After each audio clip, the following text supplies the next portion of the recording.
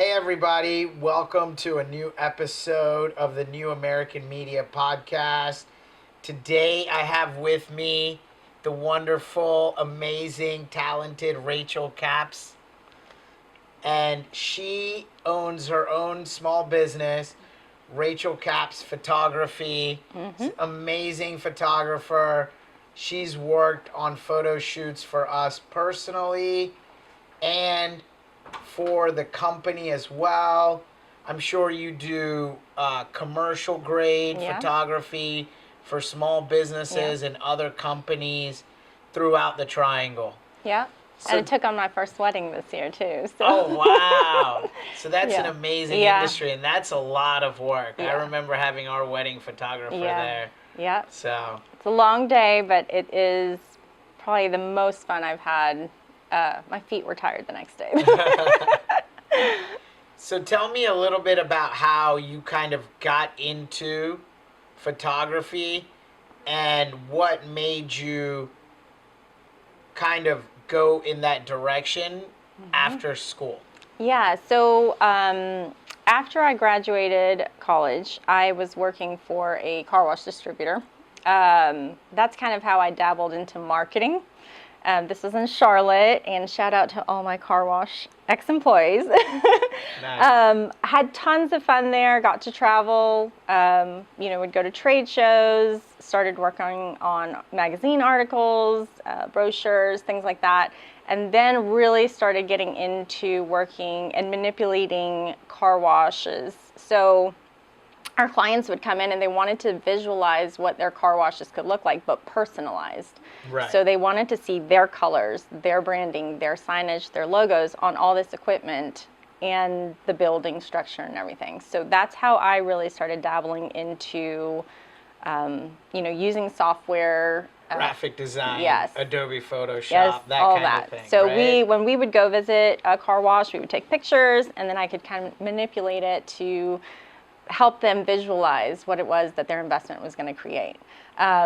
Once I started my family, I kind of left.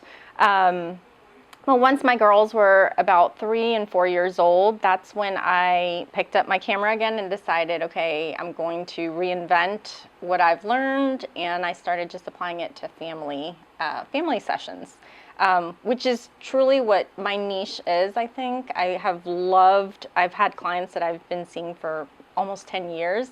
So to see a child from birth to 10 years old, or from, whatever starting point to graduating high school now, it's amazing. And has been my niche. This is where I've kind of stuck. I'm expanding into weddings because now some of these clients are getting older, so they ask questions and stuff, and it's something that I think I have to grow with my clients. So that's where I'm at. No, that's amazing. What made you kind of do it as a business for your own when you had come out of UNC Charlotte, worked for a large corporation like Autobell, doing marketing, and then moving into a small business where it's more flexible because it's just you at the moment. But I'm sure at some point, especially now that you get into wedding photography and whatnot, you're probably going to be hiring on employees and actually building this out, but taking that big leap forward. Yeah. So the biggest thing for me as a mom was making sure that I still had the flexibility for my kids. So the only way I could give myself that was to take control, and that was me being my own boss. So I can control the schedule. I can control, when I schedule my shoots, my sessions, things like that. But beyond that, it was almost a pride thing. You want to be proud of something that you created from the ground up. I mean, I was nervous my first few sessions. You meet with somebody you've never met with before, and you're hoping you click, it's a big thing. But you gain their trust, and you learn to make them smile over the years. You figure out the tricks and stuff, and that's how you grow. And my girls can see, I have 3 daughters. that my girls can see kind of this progress. They can see that I can go do this on my own. They, celebrated me doing a wedding this year. They saw it as something big too. Oh, wow. So it's meaningful. It's something that I can show them, like, you don't have to have anything. If you have an idea, if you have the courage, build it, establish it, grow it from there. And it's a gift that I think you can give to your children. No, that's amazing. The fact that you're also able to take them on shoots with you sometimes, and they can help. Yeah. So they're learning it as well. Yeah. Oh, I'm trying to get them into social media. I've tried to figure out, entice them with, create me something, and however many clicks or likes, I'll figure out an incentive. But social media is a big part, of selling your business, showcasing your skills and stuff like that. And I feel like it's something that, regardless of what they do one day, they need to figure out how to capitalize on that. My oldest daughter wants to be a veterinarian. She likely will have her own vet practice. Right. She's got to figure out how to showcase this business. And social media is going to be there. And so whether she, can use some of the tools that I can pass on to her, I think it'll be beneficial. No, that's great. I think one of the amazing things that you just said there was, she wants to be a veterinarian. Yeah. She's going to have her own vet clinic. You didn't say that she was going to go work for somebody. Go work for somebody, right? Just having that mentality. Yes. And so we're going to go a little bit further back now. Yeah. Talk about young Rachel when she was a kid and talk about how entrepreneurship came into your life, your parents immigrating here to the United States, and kind of that story. Yeah, so my mom came to the United States. She's from Puerto Rico, but she came here to go to college. So while she was starting her first years of college, she was also having to improve her English. Right. And I can't even imagine going to school and also perfecting a language.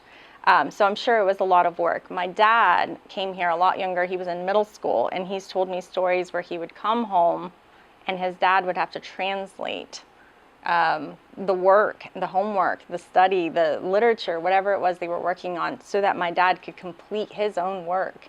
So it was like twofold there, where my grandfather was having to participate with my dad to help him just get through a lesson. Wow.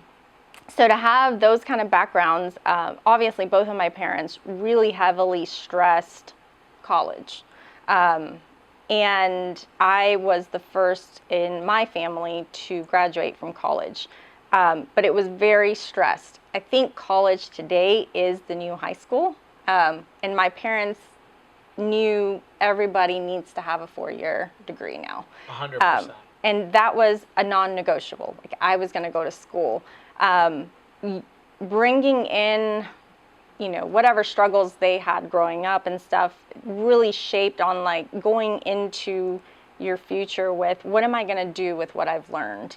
I originally thought I was going to go into medicine somehow, and I think that's just something every immigrant parent's that's dream, what they right? put in your head. I was pre-med as well, the exact same thing. I was a biology. I started off as a biology major. Same here. That's so and funny. I think it's something, and it's because it's a safe zone. They just assume you'll be good, you'll be able to get a job. But I think ultimately it comes down to what you are passionate and happy about. If it makes you money and you can do it with a smile on your face and you feel connected to the people that you're working with, it's more fulfilling. That is, again, with my daughter wanting to be a vet, we've talked about it back and forth, and I'm not pushing, medicine or vet or anything on her. But we have talked about, will this make you happy? She loves animals. She can make money off of that too. And so it's combining the immigrant mentality of, you have to go to school, you have to do something that's going to earn you money, and apply all the things that we've gone through to get you to this point. But now I think our generation is combining the happiness with it, and also like the lifestyle choices and preferences. Yes, kind of because molding. Because if you were a doctor today, you would not be able to set your schedule. Right. And it's right. Doctors today, especially hospitalists and the ones that work there, after taxes and stuff, do not It's make not. that much Right. money, Right. you know? And so, It's a demanding schedule. and it's a very Yeah. demanding schedule when Yeah. you're on call and all that. Yeah. So you're not able to spend as much time with your kids. And So- that was the one thing I knew my whole life. I wanted to be a mom. I knew I wanted to be a mom. And having my own photography business has allowed me to juggle both. Right. And it's been my constant, it's been my happy. And I feel like everybody, when I first started out, my mentality behind it was everybody should be able to profit off of a passion, a side hustle, whatever it is, right? If you like working out, go be like a fitness instructor. Right. Open your own Profit gym. of it. Profit off of it, because that's what truly brings you happiness. But it's just finding that thing that makes you happy and figure out how to grow it, how to make you just happy, and enjoy what you're doing while you're doing it. No, that's so true. So tell us a little bit, growing up, what kind of clicked for you, and when did you realize that you would be an entrepreneur and not just be someone working a 9-to-5 job, right? Yeah. Was it something, when you were a kid, something maybe your mom or dad said or something like that, Yeah, I think for me it was when I had kids. I couldn't see myself falling back into a mold, into a 9-to-5 every time. And I would try to find jobs that were more flexible. Remote working wasn't even a thing early on. Pre-COVID. It just wasn't. And so it was, when you apply, you were expected to be there 9-to-5. Yeah. And then, my kids hadn't entered elementary school even yet. So then I knew that as these years were coming, if they had school functions or like after school needs or like extracurriculars and stuff, I was going to be tied up with work. And so it was really just trying to figure out, okay, what can I do to still feel productive, take ownership of my time, and then still be available for my family. And that's what really led me down to, I'm going to have to do it for myself. Right. So. No, that's great. I mean, I have 3 kids as well, 3 daughters. Yeah. And it's a lot of work, right? That's why I really appreciate what Mona does. Yeah. And the fact that we have a company and a business, as entrepreneurs, we're able to work around all of our schedules. And I think that's very important. So tell us a little bit, as you were saying with the photography, what kind of lies ahead for Rachel and her future, and what are you thinking of doing? So with taking on a wedding this year, I definitely want to open that door. So I know that with weddings, you can only take on a few a year because they're more demanding. But I still want to keep my families because they're kind of my loyal base. Right. But even in speaking to Mona, I've never done real estate photography. Yeah, And I know. I was going to ask you that's about an that. interest of hers, and she reached out to me, and I had to be honest and say, no, I've never done it, but I'm open to the opportunity. It's something that I would need to learn and practice and put it in my tool belt too. So just like with everything else, you just kind of learn a new avenue, a new skill set there, and stick it in your tool belt. Aerial photography is another one. Drone photography, right? So that's what I was going to ask you. Yeah, that's another one. I don't have that. Are those things that as you grow your business, you want to bring on people and actually build that company as well? Yeah. So I need to honestly have been trying to train up my children. My daughter had gotten a drone for Christmas one year, and I told her, I was like, hey, get really good at it, and I'll hire you out. And kids are great for free labor, y'all. But they're of an age where, they're tools, and they're better at technology than I am, and 100%, they learned that so quick. So it'll take me time, but if I can, attach myself to somebody who knows it and can teach me and, can take it faster, of course, definitely. The great thing about being a small business owner, I feel like the community, when you're surrounded by other small business owners, like you guys, I've had several friends that are small business owners, they're so welcoming to give you opportunities. They don't shut you out because you don't know how to do it. They'll just say, hey, are you interested in this? We know somebody that Yeah. can help, right? Yeah. And that's the great thing about the entrepreneur community. Yeah. They all help out. Like, we met you through Jason and Deepa, right? And they own a construction company, small family-owned business, Yes. but they're growing now. Yeah. They have like 10, 15 employees. Yeah. So do you see at some point Rachel Kapp's photography, Yeah. doing huge corporate shoots and that kind of thing? Oh, I hope so. You know? I hope so. I think definitely starting with taking on weddings, I definitely have to anticipate that I would have to hire a second shooter. If I ever want to incorporate videography into that, so that a couple wants a video of their wedding as well, that would be something that we would need to work on to introduce to the company as well. So it's all growing, but growing. I was telling somebody this the other day. In the photography community, a lot of photographers get stuck in their own head about, I don't have all the equipment to be 100%, But they tell you the biggest thing is get familiar with your camera, the camera that you have, the one that, whether it's your iPhone, get familiar with learning angles, lighting, get familiar with it first. And your clients will come to you. Right. If they like your style, they like your ethics, all of that, they'll come to you. And they will be patient enough to grow with you. So the biggest thing is just getting familiar with what it is you're focused on, and then take it from there. Yeah. Oh, that's amazing. Any other thoughts or words you'd like to tell our young entrepreneurs or looking? Yeah. If you are, whether you are from a first or second generation immigrant family or just looking into getting into entrepreneurship, especially as a woman, right? What do you think they should think about and kind of some of the hurdles that you have overcome? Yeah. So ironically, I was at the store the other day, and the girl that was doing the checkout process was going to school at Elon. And she was home for break, and I asked her, I said, oh, what are you studying? And she said, well, I'm a biology major. She goes, I want to be a physician. And I said, oh, okay. And I said, she said, do you have any tips for me? And I said, I sat there thinking, and the thing that I think I reflected, and I told her, I said, don't make everybody's timeline your timeline. If I could have gone back, I probably would have taken my time with school more to really explore. Like when I was in school, why didn't I explore arts as a hobby?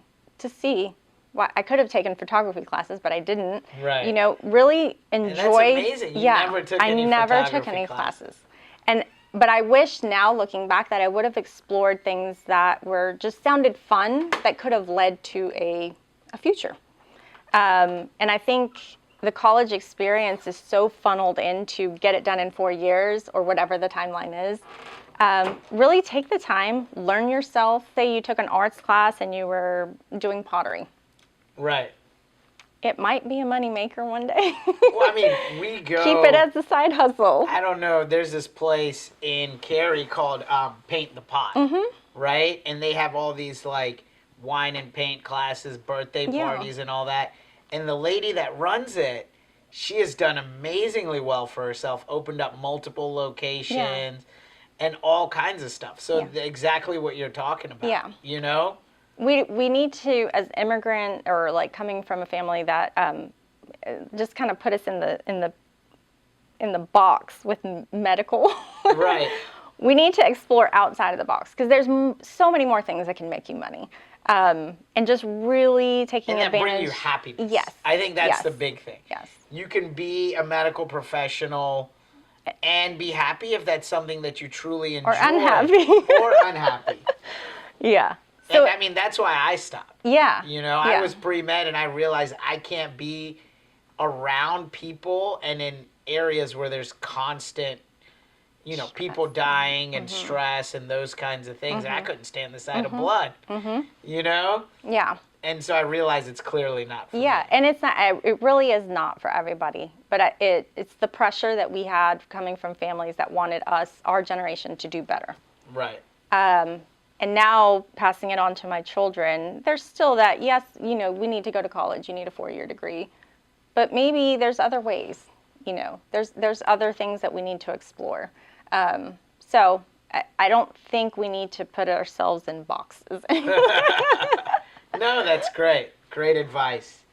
Well, Rachel, do you want to give everyone all of your social media handles and information on how they can contact you? Yeah. If you're here in the Triangle area, I don't know if you go down to Charlotte or not. Yeah. And would like to book Rachel for a session. Yeah, so Instagram, I've learned through social media stuff now. Facebook's kind of like quieted down, but I am on Facebook, Rachel Capps Photography.